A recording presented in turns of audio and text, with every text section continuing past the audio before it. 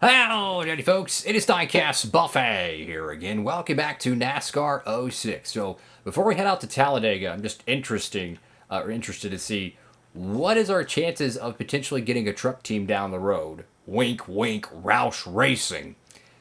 Currently, we're at 22.3 million, and PPC Racing 2.2 million, which they actually have a Busch program as well. So it's interesting. We're getting closer and closer to affording Roush Racing, which we made Clean Line Motorsports by winning 6 races there. By the way, the organization, in terms of the depth chart, they're the top of the podium. But it is interesting. Now, I don't plan on buying a Cup team or a Busch team or anything until like our driver's older in the playthrough, if that makes any sense. And yeah, okay, so the 5th is right here. So that means our driver will age again. So let me go change that real quick. Wait, wrong button. Because my birthday's the 5th. So each year I go back and do this. Because the game doesn't manually do this. So you have to go over here and bam, change that. So now we're 21. Woohoo. Cool. So we got that. But it just doesn't make sense for a 21-year-old to own a truck team. You know what I'm saying? Like, it just don't really make sense. So we're going to head out to Talladega. Oh, Gordon wins the Cup race there, so they're going to try to sweep the weekend. And that's the only race at Talladega for the Busch Series, which is unfortunate because it's freaking Talladega. Why wouldn't you have 2 races there, man?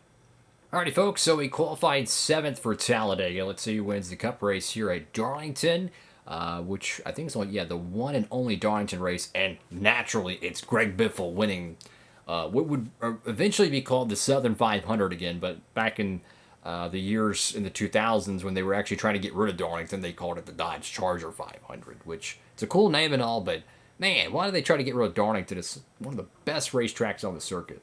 EA Sports welcomes you to NASCAR Busch Series racing at the world-famous Talladega Superspeedway. Today, it's the Aaron's 312. A bumper-to-bumper test of talent and patience, restrictor plate racing can be a frustrating challenge to any driver. This 2.66-mile track has plenty of racing room, but it will look like all the drivers want the same spot. One huge pack of cars where one small mistake can mean big trouble. We're approaching the start of the race, so get ready for the green flag at Talladega. Alrighty, folks, so Carl Edwards is on the pole, and let me tell you, he won the last race at Phoenix. He's definitely besides us, the most consistent driver in the field. And sure enough, out front at a wild card event.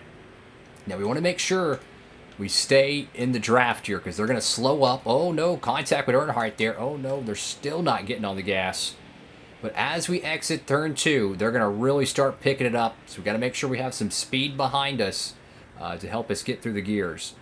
Now, this is not the same setup we ran at Daytona. It might be a little bit slower, but you can see how patient the car is to get up through the gears. And they are just going to pull on away. So we're probably going to want to find a better setup for the next Talladega race. There are 3 wide behind us, by the way. Oh, that car touched the apron. Oh, my gosh. That blue car in the rear view mirror literally touched the apron. That could have been bad. Like, the whole car was, like, halfway on the apron for a second. All right, so we're going to try to push whoever's in front of us. I guess Brian Vickers is going to be today's guinea pig. And see if we can try to bridge the gap. Because you could bump draft in this game. It's a lot more forgiving than in Thunder 04. And you just make sure you keep your bumpers locked. There we go. Bam. Bam. And you can actually pull away. Look at the delta behind us. Like, you can just see Ryan Newman's car just slowly fading away. And what's interesting, when you run these plate races, your gear ratios work against you. Because you want it to be good once you're full song, but in order to do so, you have to be really slow on the restarts. And inevitably, when these races have cautions, like if you have a late caution, you're pretty much screwed, right? You're literally screwed. There's no way you can win the race because if it's a 2-lap shootout, it takes you 2 laps to get up to full song to be competitive. Well, if you're first place, guess what? You're 5th, and everyone in the top 4 is already driven away by 2 seconds, give or take. So you really want these races to go caution-free. Because you're not going to have the time like we've had to be able to find Brian Vickers and literally push ourselves to this pack. I mean, we've left Ryan Newman and company behind, and there hasn't been any pit stops yet. So that's just natural speed, and Edwards is on an island of his own. I'm not sure if that's Tony Stewart in the second car. I think it is, but I'm going to make a move here. Make a move here, and let's try to leapfrog our way through the pack. And the Sea of Monte Carlos, once again, the Lone Ranger, the little Ford that could, that purple car, out front, hooking and booking at Talladega. You know, Tony Stewart's great at these plate tracks. Earnhardt. Hey, Truex. You know, he ain't half bad either. Oh, fudge. This is not a good spot to be. Sorry, Brandon Miller, that 21 car. Kind of had to run him down the racetrack. Come on, come on, come on, come on. I just want to be able to get near Edwards, and then we can pit together, and we can race for the win together. You know what I'm saying? Like, let's settle this amongst ourselves. Car's fast, though. I don't think it's as fast as it was at Daytona. Ooh, late block by the 32. Gotta take that run. And it is indeed Tony Stewart, so you know he's going to have a great pit stop, and he's got a great race car. I want to see if we can try to bridge this gap to that 60 car. I'm going to push Labonte. I'm going to push Tony Stewart, and let's see if we can get a tandem going. See if we can try to tandem draft. Bump. Interesting. I think like when you push the car ahead of you, it actually pushes the car ahead of them as well. I think that's how it works. So it actually makes you like, it actually makes sense to have, you know, a row of cars. But we're going to pit here. Okay, no speeding. Take care of the car, lock it up. We're going to put 4 on there anyways. Clean pit stop, maybe, perhaps. Okay, so everything looks good there. Knock on wood, hope and pray to God we get a good pit stop here.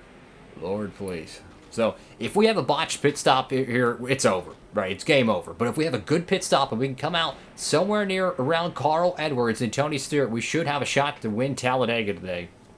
A caution would burn us here because the restart, we would lose so much track position, it would be bad. But that 60 car, he's fast, and naturally we get the cheapest drill guns at Dollar General, so yeah, gotta love that. 3 seconds just lost right there, just about. And naturally, Tony Stewart and Edwards are completely gone. So, pit stop issue really burns us there, and there's absolutely no chance of us winning this race. Now, I don't want to spin out in the apron, so I'm just going to go ahead and get up here. Because the AIs, they can run the apron perfectly. But when you as the driver, you cannot. And the last thing I want to do is spin out in the apron and cause a giant wreck. I mean, in reality, the caution would actually help us. But that's the thing. I don't want a caution because, yes, it would bunch everyone back up. But guess what?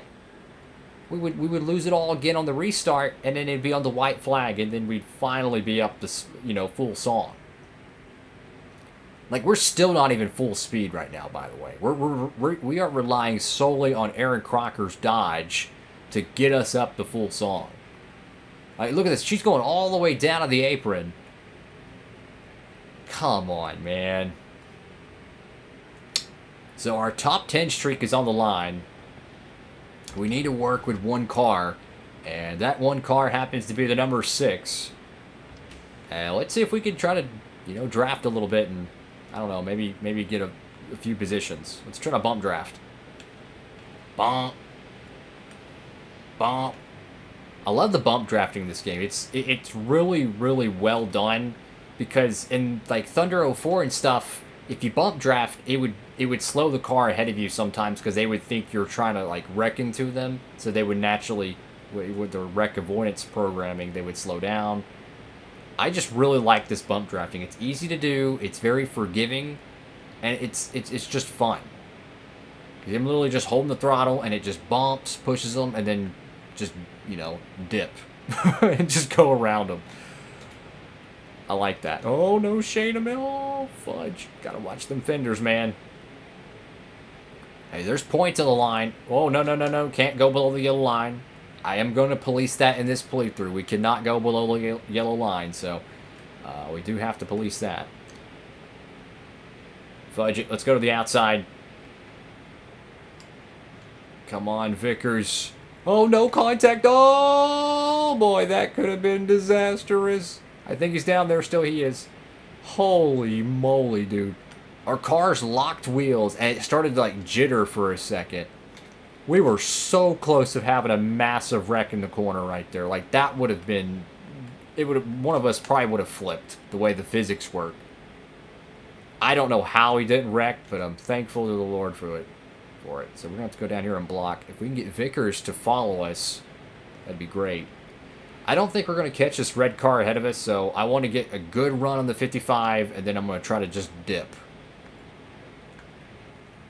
There we go. Oh, no, no, no. The game registered it as a bump. It's okay. Okay, we're going to get one more good run. Again, this is Talladega, so you do get a little bit more time. We cannot hit his bumper, because then it's going to push him, so go for it. No, no, no, no, no, no, no, no. That was below the yellow line. Got to concede the position. Got to concede the position. If we would have passed them there, that would have been a black flag, and we would have lost all of our track position per NASCAR rules. So we had to give up that position there. That's the right way to do it. And Bobby Labonte, well, he's going to do what he did in, I think it was 2007 or 2006, and he's going to win the Busch Talladega race. If we didn't have a bad pit stop, we probably would have helped Edwards at least win it, but you know what? It is what it is. We'll take what we can get. Our top 10 streak is still alive. And, hey, great points day for the Roush-Couture. We didn't lead a lap, but, hey, top 10, we'll keep on, you know, cooking with that. And you look through the field here. Kenseth struggling, man. Got to be more consistent. And that just shows you, like, the restrictor plate racing is really a mixed bag of Skittles, because Kyle Busch will dominate every short track in 1.5 mile almost. But he goes to Talladega and then 33rd. Interesting. And that was a fun one, though. I love bump drafting in these Gen 4 cars. They're really fun. And there is Matt Kenseth. So it's cool to see him in one of the cutscenes. We're getting really, really close to our next Prestige bonus, which would be great. Potentially we'll get a cup ride, maybe, hopefully, possibly. I mean, I would love that, but we have to drive for the same manufacturer as well. So we'll see how that truly goes. Hopefully the game doesn't crash. Oh, okay, thank you, Lord. I thought it crashed, bro. I thought it froze. So, Darlington's going to be the next event, which is the one and only Busch-Darlington race, which is going to be a barn burner, I might add. And let's get updated on our career status. We are 2,100 points away, so we're getting really, really, really close to level 6 Prestige. Standings, still the points leader. I mean, we are really gapping the field, because the three suspects are going to be right here.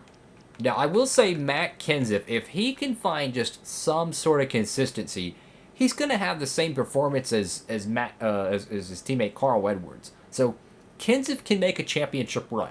We know he has the speed, but all these other guys, I mean, they're just not consistent enough, right? Yaley and Labonte are probably the only other two drivers I would say can have a chance at it. And who the heck is Morgan Irvin? What car does he drive? I don't even know. Gordon's going to take the points lead after Greg Biffle. Gordon did win Talladega, so that explains it. Interesting stuff, fellas. So, thank y'all so much for watching the video. Make sure to like, comment, and subscribe. Diecast Buffet, signing off.